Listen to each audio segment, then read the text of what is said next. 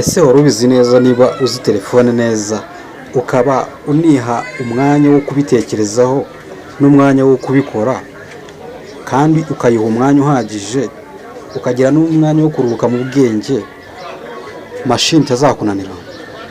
Mashini burya imikorere yayo myinshi ikora neza cyane nk'uko telefone ikora, ariko iba ifite amaporogaramu menshi kandi noneho agiye atandukanye mu buryo bugiye butandukanye. Nubasha kumenya application zigize telefone, ukamenya imikorere ya telefone impande zose, ukamenya aho winjira, aho wemeza n'aho usohokera, na mashini uzayikoresha kandi umenye gukemura ibibazo byayo, umenye no gukemura ibibazo wahuye nabyo bijyanye na mashini. Banza umenye telefone, umenye ibiyigize mu mikorere yayo, apana wenda mu kuba iri ifunguwe ukamenya ibiyigize. Menya imikorere yayo mu gihe yatse, winjire mu maserivisi yayo umenye ngo ikora ite, uyicakaze bye umenye telefone ni iki, uyinjirire porogaramu iyo ariyo yose umenye icyo ikora, umenye intambwe ku yindi uko telefone ikora. Ibyo numara kubimenya ukamenya uburyo amaporogaramu yayo ahagaze, ni ibindi byose bizaza byiyongera. Na mashini uzayigeraho ubone nta kantu toto, ubona nta kantu koroshye. Rero nibishyiramo ibintu bijyanye no kuba wabwira umuntu ati ndebera agakomye kose ati ndebera, telefone nta kintu uzamenya, kuko telefone bisaba kuyiga kandi ugahozaho.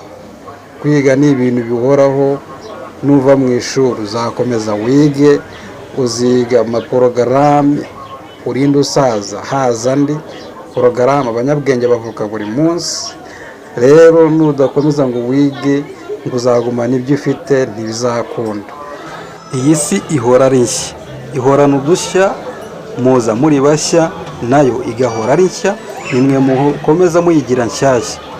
Rero uko ubona ibintu bihindagurika byose uko bigenda kose ugomba kujyana nabyo, kuko ikoranabuhanga nicyo kintu cya mbere kiri gukorana n'iyi si, nicyo kiri connected cyane kurusha n'ibindi byose byigeze bibaho. Rero uko ureba hanze aha ngaha uko bimeze, bigizwe no kwiga, yaba ubuhinzi uriga, yaba ubucuruzi urabyiga, yaba ubworozi urabyiga. Ikintu cyose cyabaye ikoranabuhanga, waba uri hehe, waba utaragiye mu ishuri, waba wararigiyemo, urakomeza ukiga. Pfa kuba ufite umuhate gusa. Ikintu cya mbere ni ukugira umuhate. Iyo ufite umuhate nta kintu udakora. Rero komeza wige, wicike intege. Abanyabwenge babayeho bose bahoraga bari mu bushakashatsi mpaka bashaje, bavaho hajyaho abandi barashakisha mpaka kugeza aho tugeze ubu ngubu. Tubona interinete nziza, kugeza ku bintu byinshi tumaze kugeraho kuri iyi si. Ese impinduka zabaye nyinshi cyane kurusha mu minsi yashize.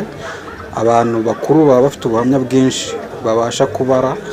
Rero wicike intege, ubwenge bwawe bukoreshe, kandi umubiri nunanirwa uruhukire, ukomerezeho. Aho ukomereza niho uzagera ku ntsinzi. Nta mpamvu n'imwe yo gucika intege mu gihe ukibasha gushakisha kuri iyi si, kuko iyi si ntisaza habe, ahubwo yo ihora ari nshya. Twibyo dukora tuyigira nshyashya mu bye. Rero ufite umuhate kora, udacika intege, niyo ntego y'iyi si yacu, kuko uba warayijeho utazi uburyo wayijeho, uba ugomba kuyibyaza umusaruro bishoboka.